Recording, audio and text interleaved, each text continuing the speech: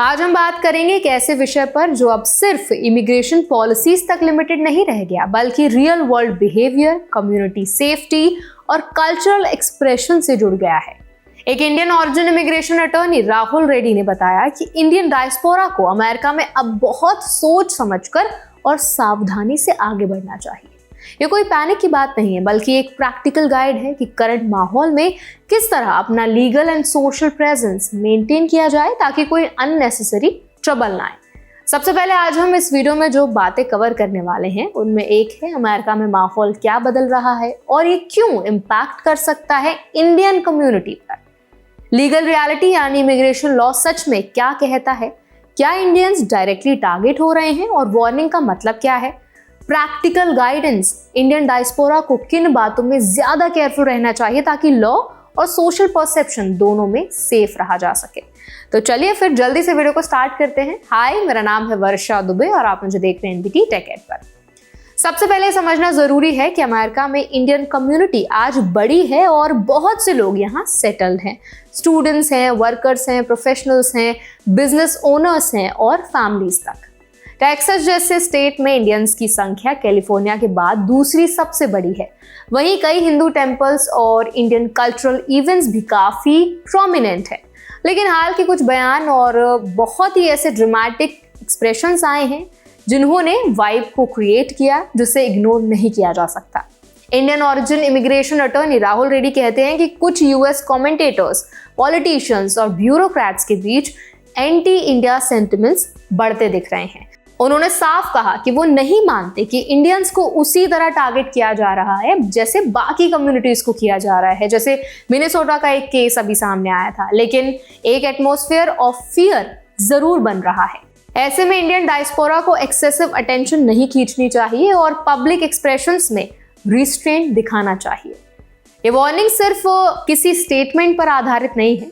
हाल ही में टेक्सास के एक अटॉर्नी जनरल कैंडिडेट ने इंडियन ओरिजिन इमिग्रेंट्स को अनएसिमिलेटेड और अनएसिमिलेबल कहा और टेक्सास काउंटी के नाम बदलने जैसे प्रोवोकेटिव लैंग्वेज यूज किए, जिससे भारत से जुड़े समुदायों को नेगेटिव स्पॉटलाइट मिला। ऐसे बयान लोगों के माइंडसेट को इन्फ्लुएंस करते हैं और सोशल रिएक्शंस को ट्रिगर कर सकते हैं। अब बात करते हैं लीगल रियलिटी की। यूएस इमिग्रेशन लॉ में किसी भी नेशनैलिटी या कम्युनिटी के खिलाफ किसी तरह का जनरल बैन नहीं है। इंडियन नेशनल्स को टारगेट करने का कोई डायरेक्ट लॉ तो नहीं है, लेकिन लॉ ये भी कहता है कि पब्लिक बिहेवियर, एक्सप्रेशंस और सोशल कंडक्ट किसी भी रेजिडेंट या इमिग्रेंट की लीगल स्टेटस पर इनडायरेक्ट असर डाल सकते हैं अगर वो इमिग्रेशन वायलेशन से जुड़े हो या लॉ एनफोर्समेंट को इन्वॉल्व करते हैं। इसीलिए राहुल रेड्डी की सलाह में दोस्ताना चेतावनी ये भी है कि कोई ऐसा एक्शन ना करें जिससे अथॉरिटीज या पब्लिक दोनों इम्पैक्ट हो। एक स्पेसिफिक एग्जांपल दिया गया कि जब इंडियन मूवीज यूएस थिएटर्स में रिलीज होती हैं तो फैंस को कियोटिक सेलिब्रेशन से बचना चाहिए। रेड्डी के अनुसार ऐसे डिस्प्लेज समटाइम्स लोकल पब्लिक या लॉ एनफोर्समेंट का ध्यान खींच सकते हैं और अननेसेसरी बैकलैश ट्रिगर कर सकते हैं। उन्होंने कहा कि फैन सेलिब्रेशन की जगह सोशल कंट्रीब्यूशन जैसे डोनेशंस या फिर ट्री प्लांटिंग जैसे एक्टिविटीज कर सकते हैं। ये सेफर और कम्युनिटी फ्रेंडली तरीके हैं। ये वार्निंग हर इंडियन को समझनी चाहिए कि इंटीग्रेशन और कल्चरल एक्सप्रेशन के बीच एक स्मार्ट बैलेंस बनाना कितना इंपॉर्टेंट होता है। आप अपने कल्चरल प्राइड और आइडेंटिटी को रिस्पेक्ट कर सकते हैं, लेकिन ऐसे तरीके से जो लोकल नॉर्म्स और सेफ्टी गाइडलाइंस को अलाइन करता हो। याद रखें कि पॉजिटिविटी जो है वो कम्युनिटी एंगेजमेंट जैसे वॉलंटियरिंग, कल्चरल फेस्टिवल्स में कोऑपरेशन और अथॉरिटीज के साथ फ्रेंडली इंटरैक्शन से परसेप्शन बहुत ज़्यादा बेहतर बनते हैं। अब अगर हम इमिग्रेशन रूल्स की बात करें तो सबसे बड़ा पॉइंट ये है कि डॉक्यूमेंट कंप्लायंस और लीगल स्टेटस की अंडरस्टैंडिंग आपकी स्टैंडिंग को बहुत सुरक्षित करती है। चाहे आप स्टूडेंट हो, वर्क वीजा पर हो या परमानेंट रेजिडेंट, हर कैटेगरी के साथ अलग अलग रूल्स जुड़े हैं।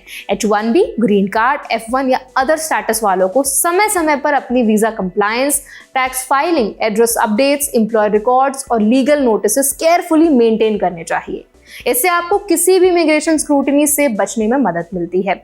भारत से जुड़े इमिग्रेंट कम्युनिटीज को एक अलग चैलेंज भी होता है। कई बार कल्चरल एक्सप्रेशंस को लोकल कॉन्टेक्स्ट में मिस इंटरप्रेट किया जाता है। यही वजह है कि राहुल रेड्डी ने कहा कि डायस्पोरा को अब पब्लिक डिस्प्ले से पहले सोचना चाहिए क्या ऐसा एक्शन अनबायस्ड और सेफ रहेगा या किसी नेगेटिव अटेंशन को इनवाइट करेगा? इसका मतलब ये नहीं है कि इंडियंस अपनी आइडेंटिटी को छुपाएं, बिल्कुल नहीं, ऐसा बिल्कुल नहीं करना है। लेकिन जैसे किसी भी कंट्री में रहते हुए जरूरी होता है कि लोकल लॉज, सोशल नॉर्म्स और पब्लिक कंडक्ट स्टैंडर्ड्स का सम्मान किया जाए, वैसे ही यूएस में भी इन्फॉर्म्ड और रिस्पेक्टफुल बिहेवियर आपके ओवरऑल वेलबींग के लिए बेहतर होता है। तो अब आप इस पूरे मुद्दे पर क्या राय रखते हैं? आपके क्या सुझाव हैं? आपके क्या ओपिनियंस हैं? हमें कमेंट सेक्शन के जरिए जरूर बताएं। ऐसे और भी अपडेट्स के लिए, वीडियोस के लिए, इन्फॉर्मेशन के लिए हमारे चैनल एनबीटी टेक को भी जरूर सब्सक्राइब करें।